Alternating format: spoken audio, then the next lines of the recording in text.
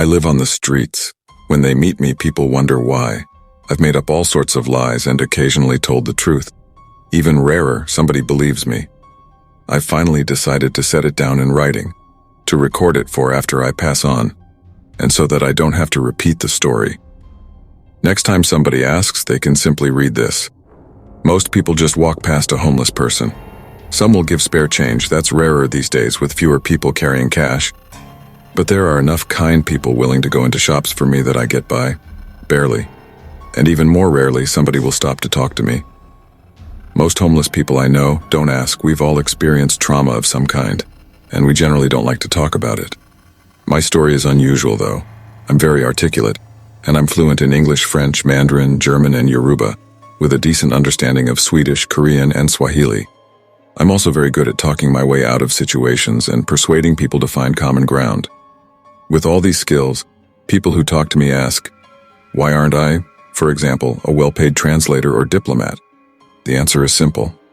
Because those jobs take place indoors.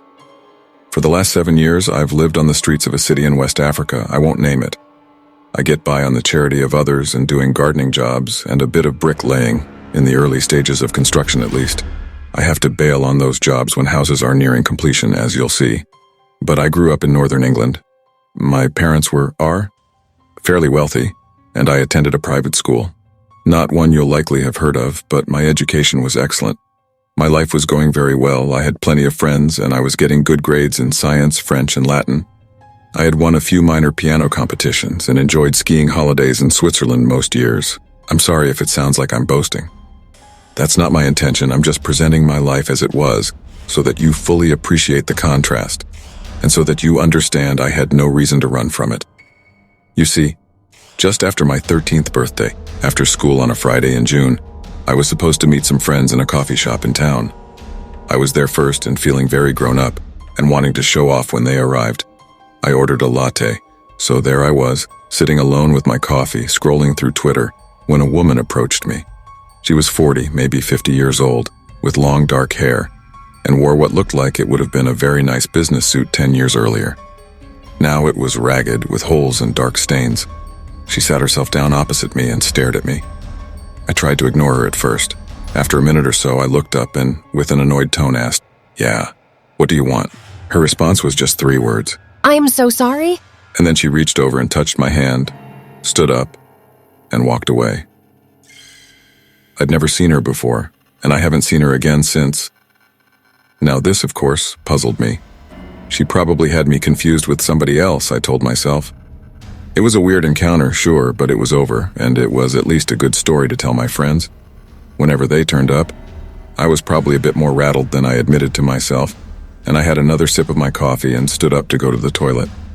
10 meters walk to the toilet, and that was the last time I was ever in England. I pushed open the toilet door, walked through, and was hit in the face by freezing snow. I don't know where I was back then. In shock, I turned around to go back through the door, but there was no door there. Instead, I was in a field of white. It took me a moment to realize that it was a snowstorm, and that I was outside. I don't think I panicked. I didn't understand what had happened or how, but I calmly assessed the situation. I was outside, in the cold and the snow, wearing my summer school uniform shorts and all with no idea where the nearest shelter was. I could figure out what had happened later. For now, I needed to survive. Looking around, visibility was not as bad as I'd feared. It was daytime, the snow was falling straight down rather than the storm I'd assumed at first, and I could make out a neat line of trees in the distance. That probably meant a road, and a road meant civilization. So off I headed, across what seemed to be a farmer's field, and in 5 minutes, I was indeed on a road. There were no signs that I could make out, so I picked a direction at random and started walking. After about half an hour, I saw a light in the distance. I'd been shivering for some time, but I felt alert, so didn't think I was at immediate risk of hypothermia. I kept going and soon arrived at a small cottage with lights on in the downstairs windows. A man answered my earnest knocks on the front door. He spoke a few words in a language I didn't know, and I pushed into the house, wanting to get in from the cold before explaining myself, and then I was on a beach. It took a moment to get over the shock of the sweltering heat. I blinked in the bright midday sun and looked around as my eyes started to adjust. I heard the sounds of people splashing in the water and generally having fun. A dark-skinned man in shorts and t-shirt was running towards me, asking if I was okay. I suppose I looked quite bewildered and out of place, and was probably the only person nearby still shivering. Still confused, but relieved that he spoke French, a language I understood fairly well. I looked at him and tried to explain what was happening. But truthfully, I didn't know what was happening, and I just stared at him dumbstruck. He introduced himself as Louis. I managed to stammer out, "Where am I?" To which he replied that I was on a beach near Port-au-Prince. With me still barely able to articulate myself, Louis offered his help. He asked where my parents were, and when I couldn't answer, he led me to his car, saying that he could drive me to his house and we could figure things out from there. I've since learned that this was a very unwise move. Port-au-Prince in Haiti is one of the most crime-ridden cities on the planet. Murders and kidnappings are common, and there is a good chance Louis intended to traffic me. But I didn't realize that at the time, and I certainly wasn't thinking straight. I followed Louis up the beach where he led me to a small car and opened the passenger door for me. I climbed into the car and fell quite hard onto the tarmac of a town in the early evening. Now bear in mind that I was 13 years old at the time. In the span of about 2 hours, I'd been accosted by a strange woman, trekked through snow in my shorts, led up a sweltering beach by a stranger, and to top it off, I now had a severely bruised behind. So I think my response to these events was entirely reasonable, given the circumstances. I cried. I looked around, found an out-of-the-way alleyway, hid myself behind some bins, and cried myself to sleep. Somebody woke me by talking loudly. I opened my eyes to see 2 police, a white man and white woman, standing over me. I knew German only enough to identify the language, not to understand what they were saying. But as I stood up in the chill of the early morning, I suppose they saw my school uniform and the woman started speaking English. Apparently, somebody had seen me there, a child sleeping rough, and called the police. The policewoman was very kind. She asked a lot of questions. Had I lost my school tour group? Where was I staying? Did I know my parents' phone number? I mumbled half answers to her questions, and her colleague motioned behind them to the police car I now saw at the end of the alleyway. It was only now that I realized what was happening. Doors were cursed, for me at least. If I tried to get into the police car, who knows where I would end up. For a split second, I considered trying to explain things to them, before settling on again the only reasonable course of action. It's hard to run from the police, especially when they know the city and you don't. But I was still quite small, and I got lucky. I ran down the alley, turned left into a smaller alley, and saw a chain-link fence a short distance along. A hole had been torn through the bottom, probably by somebody doing something just like me, and I dived down and crawled through. My school blazer caught on the fence, and I struggled to escape. The police had almost caught me by the time I managed to wriggle out of it, and I ran off, leaving my blazer behind. Good riddance, I thought.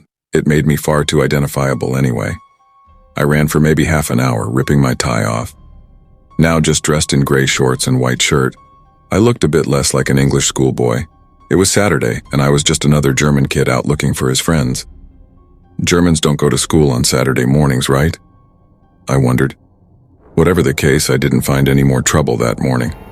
I still had 30 pounds for coffee and shopping, and I followed the crowd until I found a small street market. One stall owner was happy to take my 30 pounds for a pair of jeans, a t-shirt, and a plain jumper, and gave me 10 euros to buy a small lunch. I'm sure I was ripped off, but didn't really feel I had much choice. To answer the police's question? No, I didn't know my parents' numbers, and my phone was out of charge anyway. I needed a plan. I walked around town, which I learned was called Passau, and found an out-of-the-way bridge near the river. I decided to stay here, at least this evening. It was still early, but I was exhausted and just needed to rest. After the insanity of only, I realized, 24 hours. It was getting dark when I was aroused from dozing. I was sat against a wall in a 90-degree corner when somebody found me. After a similar exchange to the one I'd had that morning, he spoke in broken English. Victor was 16 and had been on the streets of Passau for about a month. His mom had left years before, and his dad had kicked him out of his home when he found out Victor was gay. I hadn't realized that sort of thing still happened. I suppose I had until that day lived apart in the pun-sheltered life. Victor was bigger than me and knew the city. He hadn't lived on the streets that long, but he was far more streetwise than I was, and he showed me how to survive. Over the next few months, I learned where to steal food, where to beg, where the driest shelters were, and even how to pickpocket. Passau has a small homeless community, but a close one, and I got to know some people very well. It's fair to say by the time my 14th birthday rolled around, I was much more aware and capable. I learned German and practiced my French with a fellow migrant. I learned how to repair clothes and how to haggle with street vendors. I was still small for my age and found that I could wriggle into and hide in very tight spaces. In short, I proved myself to be useful to the homeless community of Passau, useful enough that others were very happy to indulge my little eccentricities and would go into shops for me when I needed to buy something. I got blankets and a sleeping bag for winter, and Victor would even charge my phone for me in coffee shops and pubs. It wasn't the life I was used to, but it was a life, and I had companionship.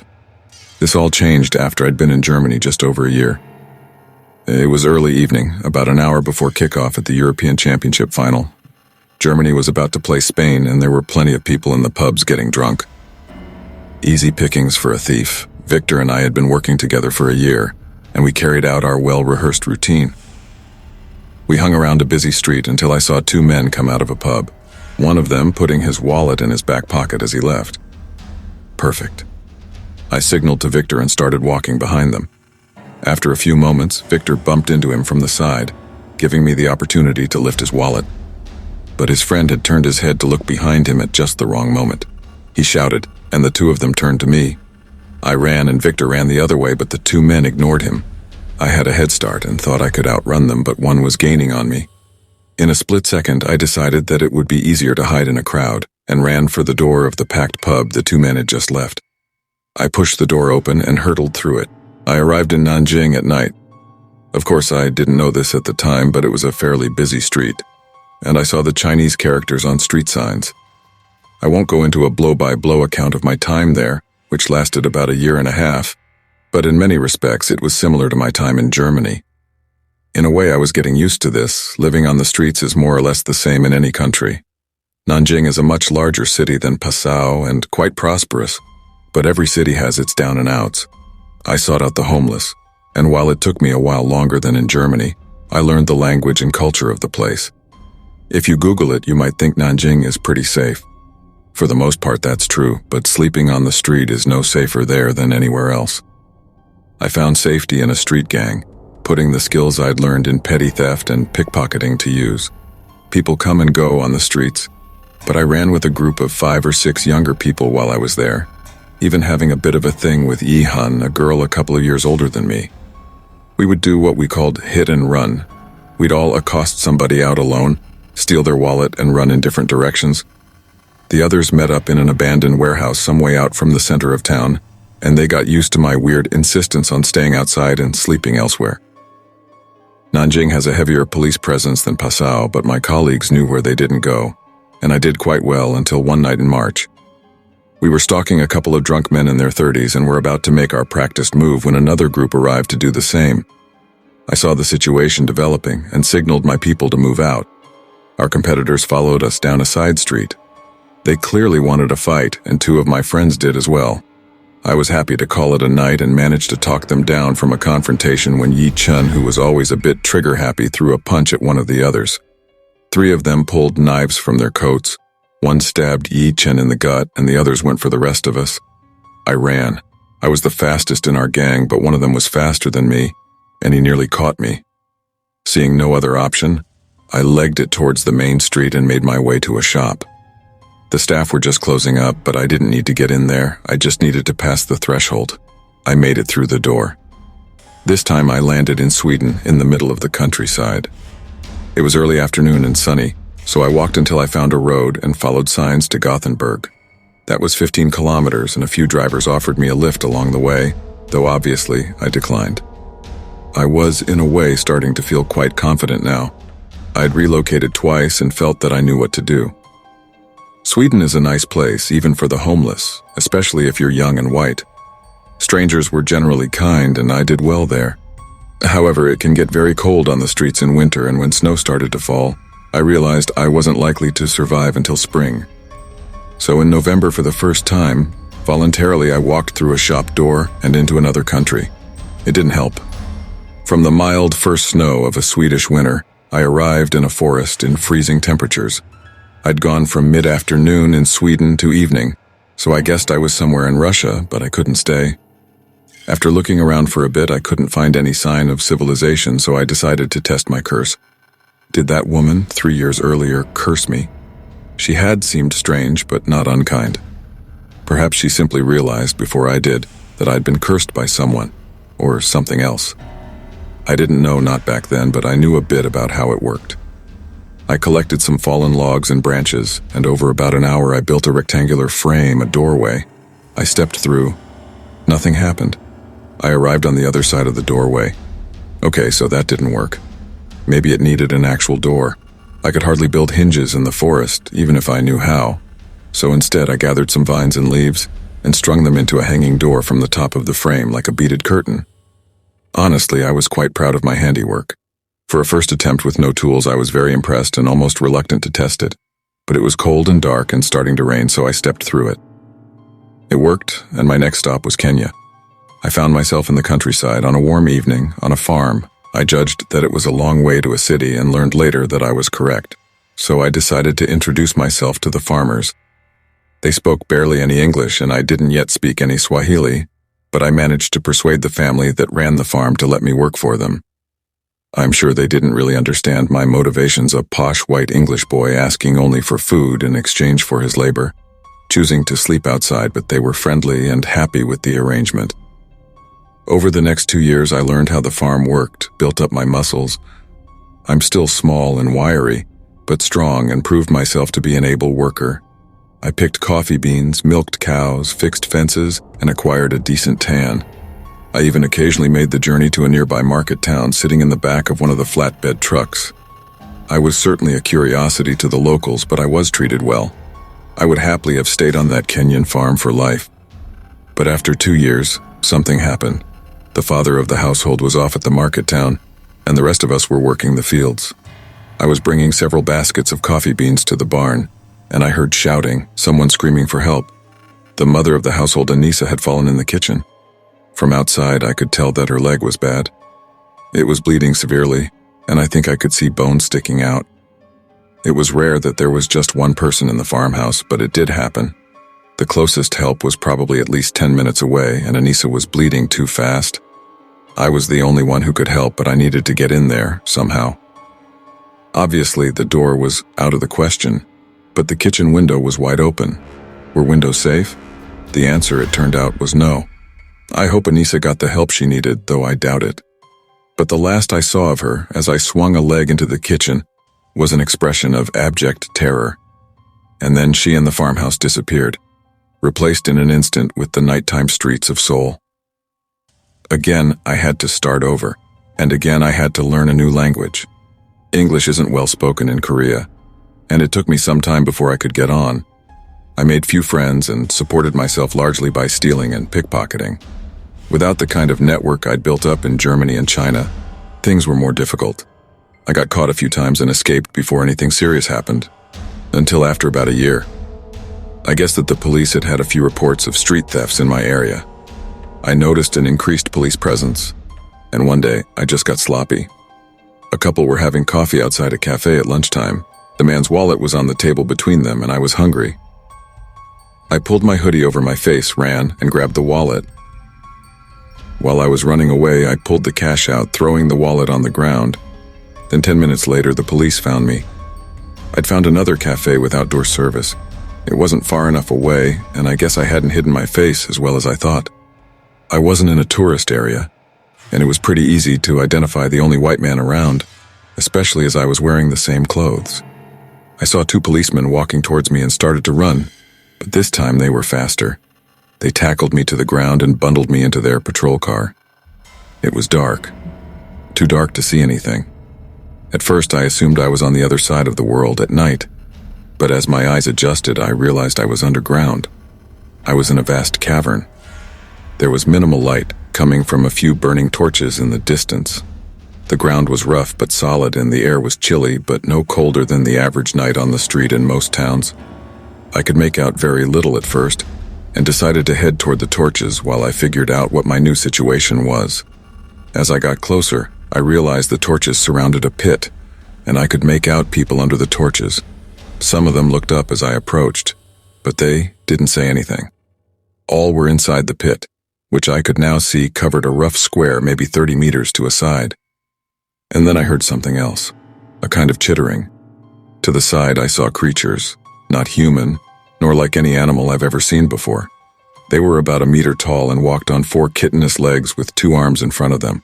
Their bodies were black and glossy, and their heads had large jaws and mandibles. In science class years ago, we had a few stag beetles in a fish tank, and these creatures reminded me of those. The beetles came towards me. There were 6 of them, and while they were smaller than me, they quickly overpowered me. All the while making horrific clicking and chittering sounds, they took me to the edge of the pit. 2 more beetles standing there pushed a long wooden ramp down into the pit, and the others pushed me down it and then took the ramp back up. I was stuck, or so it seemed. The walls were too high and smooth to easily climb, and I now noticed several more beetles standing guard at intervals along the wall. Even if I got out, I had no idea where I was or what kind of problem I'd found myself in this time. The humans I was with numbered about 50, quite diverse, but young. There were teenagers and people in their 20s, but no older. At 19, I was pretty much in the middle, age-wise. A woman approached me and started speaking French. Great, at least I could understand her. It's impossible to tell time down in that underground cavern, but I gathered it was about the start of their effective nighttime. The woman, who introduced herself as a Parisian named Josie, explained that the beetles used them for labor and other things, although she refused to elaborate on what other things meant. They kept them fed, made them work for half the day, but otherwise more or less left them alone. Josie introduced me to the others, showed me to the food almost exclusively berries and mushrooms, and told me to fill my belly and rest as well as I could, as I would be put to hard work the next day. She was right. The next day I was woken by a human, Carl, shaking me. The beetles had already set up the ramp and were bringing us up in groups of 4. I had no intention of being used as a slave, but decided against taking action until I'd figured things out a bit more. My group was led down a maze of tunnels for about 20 minutes until we arrived at a broader cave, though much smaller than the main cavern. One of the beetles held a flat piece of slate on which they had drawn a chalk diagram. They may not be able to speak human languages, but they can hold things with their front limbs and draw. It pointed to each of us in turn, then to a part of the drawing, then to an area of the cave. Jerome, a dark-skinned man from Senegal, explained what I'd already figured out.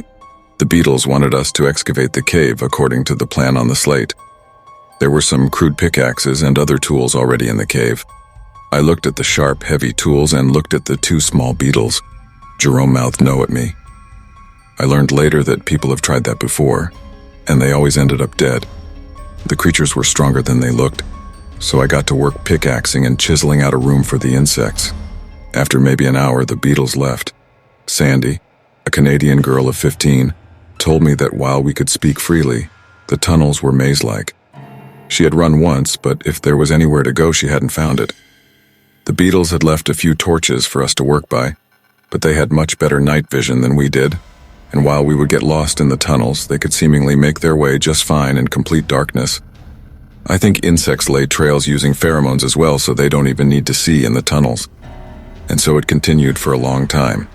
I carved out cave rooms, made what I believe was insect furniture. I still don't know where they got the wood, and even worked a forge. We marked our days by our rest periods, and long ago somebody had started scratching lines into the wall of the pit to mark each day. As had become tradition, I scratched my name above the day I arrived. This was day 11,408 since the calendar had started, 31 years earlier. We spent our evenings telling stories, true stories of our lives outside, stories we could remember reading, and stories we made up ourselves during the long working days. I suggested singing once, but was shot down immediately. Apparently, the Beatles really didn't like human song. Just like living on the streets, people come and go. Haruki, a Japanese man of 25, was crushed by a falling rock in an excavation. I wasn't in the same group, but I heard the screams echoing through the corridors.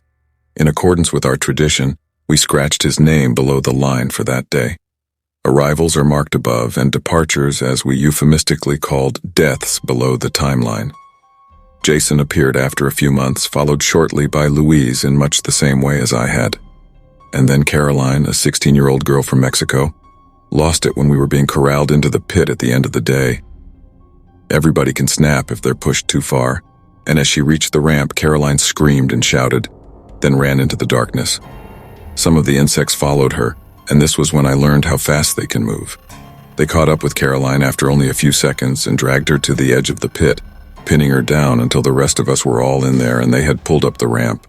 More beetles had arrived, and then in full view of us all, they ripped her apart. Her flesh tore as mandibles slashed into her body. I watched, incapable of help but unable to look away, as she screamed in agony until her windpipe was severed. And then they started to eat her. It took about 10 minutes in all, and at the end of it there was nothing left. No sign that anything had happened except for the blood that trickled down the wall of the pit. We saw and heard it all, the rending of flesh, the crunching of bone, the chittering of the insects in what I can only interpret as excitement. When they were finished, the beetles stood on the wall, looked down at us, and walked away like nothing had happened. We were in shock, of course. There were no stories told that evening. In fact, nobody spoke as Carl scratched Caroline below the mark for that day. We went to sleep in silence, though I don't know if any of us actually slept that night. I certainly didn't. The next day continued as normal. We worked in subdued silence. We returned to the pit. We ate our meager meal of berries and fungi. I was the first to speak. My life down there wasn't great, but it was something I could get on with, something in which I could find a certain level of contentment. Not any longer. So for the first time, I asked about the doors. Most of my fellows hadn't properly realized that doors were the trigger. It seemed I was the only one who had traveled anywhere else. The underground realm was the first and only trip any of the others had made. Simon, a fellow Englishman, told us that he had once taken some items to the creatures' homes. They lived in carved caves, presumably mined out by previous generations of human captives. And while he didn't understand their culture, they clearly had decorations. While there, he saw a large slate with a chalk face drawn on it. A human face, one that he didn't recognize until Jenny had arrived a few days later. He hadn't mentioned this at the time, but it helped me start to put the pieces together, I think. I don't understand my curse, but I believe the creatures marked me. The other humans in that place hadn't traveled around like I did. Their first trip through a door took them to the underground. I think the woman in the coffee shop recognized that I was marked and tried to help. I think when she touched me, she disrupted the curse, randomizing my destination. And I thought back to the time I tried to help Anissa back in the Kenyan farmhouse, and the look on her face as I portal led away. I wonder what she had seen as I disappeared. This was interesting, but it didn't really help us. Then I talked about my travels, how any door or even window acted as a portal, how I had created my own, and it didn't work until I'd put a door into the doorway. And gradually we formed a plan. Most of the floor of the pit was made of smooth stone, but there was a small area of earth, a couple of meters wide. Our captors rarely came down into the pit. They threw food down from above. We carried waste out in buckets, and they didn't need to come down to bring us up, as they would simply withhold food if we refused, as Jerome recalled from years earlier. It was a simple plan, but a slow one. Over the next few months, we smuggled tiny bits of stone, wood, and whatever else we could hide on our person. First, we built a wooden board, just small enough to cover the soil. One person would dig out soil from below the board while the rest of us kept watch. The beetles have small eyes, and although their night vision is excellent, they can see very well at a distance, relying more on smell. So if we were careful, we could work without being noticed. And we were careful. If we were caught at any stage of the plan, it would be game over. We worked for less than an hour each night, covering the hole with the board and hiding the board with soil. Extracted earth went little by little into our waste buckets. After some time, we hit solid rock, but the hole was now about 1.5 meters deep. It was enough. Phase 2 of the plan was riskier. Carving into the solid sections of the wood with sharp rocks made a sound a lot like the beetles' speech, and we knew they had good hearing. We only dared do a tiny bit each night, but eventually we had a frame and a door. All we needed now was a hinge. Slowly we scraped out 3 holes along one side of the door and tied it to the frame with some braided roots we had gathered from the caves. It was done. I doubted it would hold together for long, but it didn't need to. We held a quiet celebration as much as we could down there, and Louise carved a final message at the end of the timeline. Fuck you. Sandy volunteered to be the first to test it. For all 50 of us to make it, we would need to move fast, and this is why we had decided to use a trapdoor. It would be quicker to jump down, one after another, than to wriggle horizontally through a doorway that size. We checked the surroundings, and seeing only a couple of beetles not paying much attention to us, we decided on our order. I was number 14. Sandy carefully uncovered the trapdoor, opened it, jumped down, and disappeared. It worked. Trying to contain our excitement, we followed through in our agreed order. As number 11 jumped in, I heard chittering from above. They had noticed something, but we could do nothing about that. We kept filing in until I jumped down. This is when I arrived in Western Africa, where I've lived for the last 7 years and where I hope to live for the rest of my natural life. 13 others had entered the portal before me, but they were nowhere to be seen. I guess I hope that they are living safely elsewhere, away from the clutches of those monstrous slavers. I pray every night that those behind me in the line got away before the creatures reached them, but I haven't heard from them. I'm not sure how I could unless one of you is reading this. I still don't know how that woman in the coffee shop knew about me. Perhaps she herself had been there, in that cave or another one, and escaped. It would make sense given the state of her clothes. Or maybe she's something else. A psychic, perhaps. She could walk through doors, and maybe I can now. 2. Maybe when I left the underground realm, the curse was broken. But I don't dare risk it. Maybe one day I'll see somebody else who is marked and recognize them. I could hardly warn them of the danger. Nobody would believe me. But I can touch their skin and disrupt the curse. I've escaped, but the insect things are still there, and who knows how many other colonies they have. It's hard to get exact figures, but in the USA alone, 6,000 people a year go missing and are never found. How many of them are trapped underground, enslaved by a species that regards humans as nothing more than a source of labor and food?